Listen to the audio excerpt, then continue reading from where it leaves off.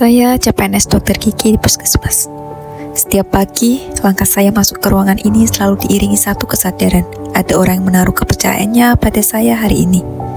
Di dalam diam, saya menimbang setiap keputusan, bukan sekadar benar secara ilmu, tapi juga tepat untuk manusia di hadapan saya. Dan disinilah saya berdiri, menjalankan peran kecil dengan tanggung jawab besar, sebagai Dr. Kiki dan sebagai ASN yang melayani. Saya CPNS Dr. Ogin di RSUD Muhammad Sani Tanjung Balai Karimun. Setiap hari saya berhadapan dengan berbagai macam pasien, masing-masing dengan cerita dan kebutuhan yang berbeda. Bekerja di kepulauan memang penuh tantangan, tapi melihat ibu tersenyum lega, saya menyadari bahwa setiap tindakan kecil bisa memberi arti besar bagi hidup seseorang. Saya sebagai CPNS di Puskesmas Pulau Tiga Barat, Kabupaten Natuna. Obat terbatas, alat medis juga terbatas, pelayanan jadi kurang optimal, tambah mayoritas masyarakat lebih percaya dukun. Harus putar otak lagi untuk tingkatkan pelayanan. Saya CPNS di Inspektorat Kabupaten Natuna dituntut untuk selalu jujur, netral, dan profesional. Setiap langkah dan ucapan harus dijaga, beban pekerjaan juga tidak ringan. Laporan, telaah, hingga ikut turun ke lapangan untuk pengawasan. Meski begitu, perlahan saya belajar bahwa peran ini memang bukan untuk terlihat, tapi untuk menjaga, dan disitulah diam-diam tumbuh rasa bangga. Sebagai CPNS di Inspektorat, bekerja dengan orang-orang yang sudah kompeten di bidangnya membuat saya sedikit minder. Tapi bukan menjadi alasan untuk berhenti belajar dan terus belajar, agar tetap bisa meningkatkan kompetensi saya agar lebih baik lagi bekerja di sini.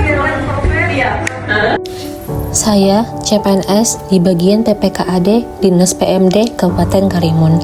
Setiap hari saya mengelola pengajuan desa melalui Siskuides. Di balik setiap data ada hak perangkat desa dan harapan masyarakat.